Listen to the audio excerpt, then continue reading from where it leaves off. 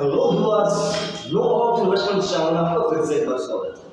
तो दोस्तों, जैसा कि आप जानते हैं कि बहुत दिनों से मैं रेगुलर अपनी वीडियो नहीं बना रहा था, तो उसके लिए सबसे पहले तहे दिल से आप सभी लोगों से मैं माफी मांगता हूँ। लेकिन कुछ सर्कमस्टेंस ऐसे थे जिसकी वजह से मैं वीडियो नहीं बना पा रहा था। तो मैंने सोचा कि आज अगर आपको मैं ये वीडियो नहीं देखता हूँ तो जो मेरे सब्सक्राइबर्स हैं उनके लिए कुछ ना कुछ नुकसान हो सकता है। तो दैट्स व्हाई आज का ये वीडियो है।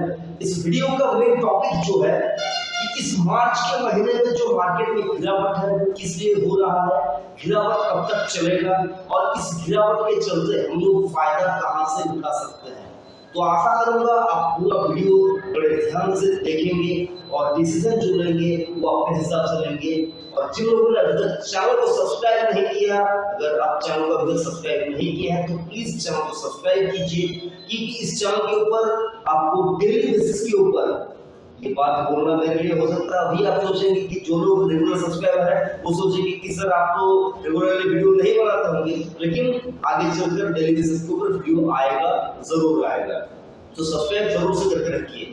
और मार्च के महीने में, मार्च 2024 इस महीने के अंदर जो स्टॉक मार्केट के अंदर जो गिरावट आ रही है सर, तो इसका सबसे जो मेन इंपॉर्टेंट रीजन है वो है इनकम टैक्स।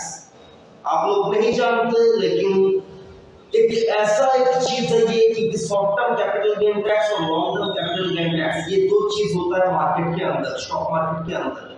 तो अगर आप इस वाले साल के अंदर long term capital gain tax book नहीं करेंगे तो आप जो 1 लाख रुपया तक जो आपको छूट मिलती है तो वो आप नहीं गेन कर पाएंगे। तो इस हिसाब से भी रिटेल इन्वेस्टर इस भाग दौड़ में लग चुका है कि कहां से पैसा सेव किया जाए, कहां से प्रॉफिट को प्रोटेक्ट किया जाए। तो ये 1 लाख वाला जो चक्कर है ये भी मार्केट को गिराने के लिए बहुत ज्यादा इफेक्टिव तरीके से काम कर रहा है। और जो एफआईज है, जो फॉरेन इन्वेस्टर्स है, वो भी ये चाहते हैं कि हम भी इस फाइनेंशियल ईयर के अंदर कुछ ना कुछ प्रॉफिट बुक करके घर जाए। तो बस ये जो सिलसिला है मार्च के अंदर स्टॉक मार्केट गिरने का, ये बस प्रॉफिट बुकिंग है। और प्रॉफिट बुकिंग 3-4 तरीके के होते हैं। मेनली मुझे जितना पता है, मुझे 2 ही प्रॉफिट बुकिंग पता है, बाकी तो बड़े लोगों की बड़ी बड़ी बात है। मुझे जितना पता है सर, एक होता है हेल्दी करेक्शन और एक होता है रीजन वाइज करेक्शन। तो ये जो करेक्शन है सर, ये जितना मुझे समझ में आ रहा है ये हेल्दी करेक्शन है।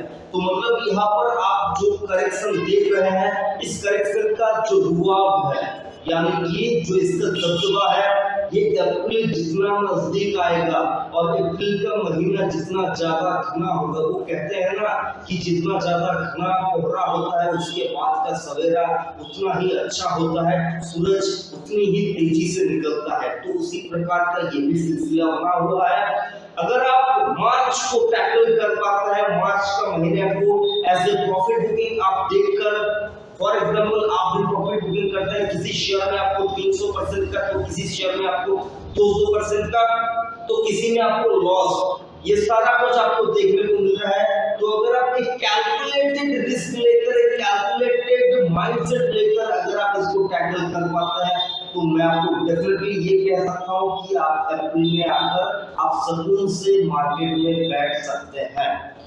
तो बस मैंने आपको जो समझा दिया कि बस आपको मार्च का जो करेक्शन है ये आपको लेना किस तरह से है, एज ए प्रॉफिट बुकिंग, इससे ज्यादा कुछ भी नहीं, क्योंकि अप्रैल का महीना अलग होने वाला है।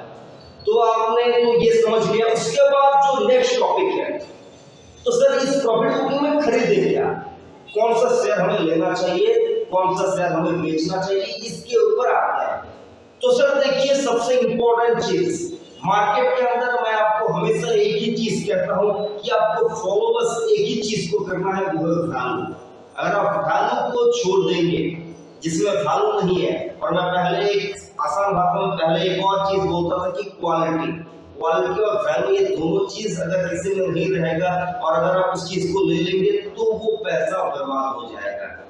ऐसे मैंने बहुत से इन्वेस्टर्स को देखा है जिन्होंने खराब कंपनी के शेयर ले लिए हैं और आगे चलकर 1-2 बार तो उनका पैसा बढ़ भी गया, लेकिन आगे चलकर ऐसा अल्टीमेट रिटर्न अगर आप उसको देखें तो वो पैसा बर्बाद ही हुआ है।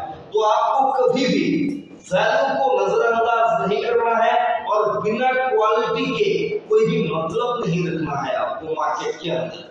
तो मैं आपको 2-3 ऐसे शेयर के नाम बता रहा हूं जिनमें अगर आप इसी टाइम के ऊपर निवेश करते हैं तो मोटा गेन आपको मिल सकता है। मोटा गेन का मतलब सर ऐसा नहीं कि आपको आज ही मिलेगा, वो गेन आपको 3-4 साल 5 साल तक आपको वेट करना पड़ सकता है। आप मेरे जितने भी वीडियोस हैं उनको उठाकर देख लीजिएगा। अगर ऐसा कोई भी एक भी शेयर मिले, मैं भी सर जानना चाहता हूँ क्योंकि 1000 वीडियो है मेरे यूट्यूब के ऊपर, मेरे चैनल के ऊपर, तो मुझे भी पता चले तो कि कौन सा वाला शेयर जो है वो नहीं चला है, मैंने वीडियो बनाया है। आप भी थोड़ा बहुत मेरे लिए रिसर्च कीजिए कि सर आपने बोला था ये गलत हुआ है, मुझे भी पता चले। तो कोई भी एक शेयर उठाकर देख लीजिए जिसने रिटर्न नहीं दिया है लॉन्ग टर्म के अंदर, और अल्टीमेट रिटर्न जिसको मैजिक रिटर्न कहता है वो नहीं दिया है। तो सर आज के लिए जो हमारा 1 2 3 जो स्टॉक है, वो सबसे पहला वाला जो मेरा पसंदीदा स्टॉक है वो है सर ज़ोमैटो। और एक डिस्क्लेमर देना चाहूंगा, एक वाइड डिस्क्लेमर, क्योंकि ये स्टॉक मेरे निजी पोर्टफोलियो में लगभग 2021 साल से पड़ा हुआ है, तो और मेरे पोर्टफोलियो का भी हिस्सा है। तो मैं आप सभी लोगों से यही कहना चाहूंगा, इस वाले शेयर में इन्वेस्ट करने से पहले अपना रिसर्च, अपना रिस्क एपेटाइट को समझते हुए ही निवेश कीजिए, क्योंकि ये शेयर मेरे पोर्टफोलियो में बहुत दिनों से पड़ा हुआ है और मैं भी इसको एक अल्टीमेट गेन के लिए ही रखा हुआ हूं। तो मैंने एक पहले डिस्क्लेमर दे दिया। और दूसरा जो स्टॉक है सर ज़ोमैटो का, फॉर एग्जांपल सर ज़ोमैटो को मैंने आपको प्राइस टारगेट नहीं बताया सर, अगर आप उसका प्राइस टारगेट पता करना चाहेंगे तो सर वो मैं नहीं दे सकता हूँ। मार्च के महीने में आकर मैं आपको टारगेट दूं तो वो गलत हो जाएगा। लॉन्ग टर्म के लिए 1 साल, नेक्स्ट मार्च में मैं आपसे मिलूंगा, आप प्रॉफिट में बैठे होंगे। नेक्स्ट मार्च में आपसे मैं मिलूंगा और हो सकता है अगर ज़ोमैटो ये डबल हो जाए 1 साल के अंदर तो मैं आपसे लाइव किसी दिन मिलूंगा। तो ज़ोमैटो मतलब मेरे बात से आप समझ ही सकते होंगे कि कहां तक रिटर्न दे सकता है। बाकी जो यहाँ पर समझदार है उसका हिस्सा है काफी है। नेक्स्ट जो स्टॉक है सर वो है भारती एयरटेल। और आप बोलेंगे कि सर ये भी स्टॉक तो आपके पोर्टफोलियो में है। जी बिल्कुल, ये भी स्टॉक मेरे पोर्टफोलियो में है। ये स्टॉक को आपको रखना है लॉन्ग टर्म के लिए, इसको आपको बेचना ही नहीं है। भारती एयरटेल इस प्रकार का एक कंपनी है, तो भारती एयरटेल का स्टॉक आपके पोर्टफोलियो में होना चाहिए। और जो थर्ड वन है वो भी मेरे पोर्टफोलियो में ही है सर, हेमिस्फायर प्रॉपर्टीज। इसके ऊपर मैंने एक डिटेल वीडियो बना के रखा हुआ है।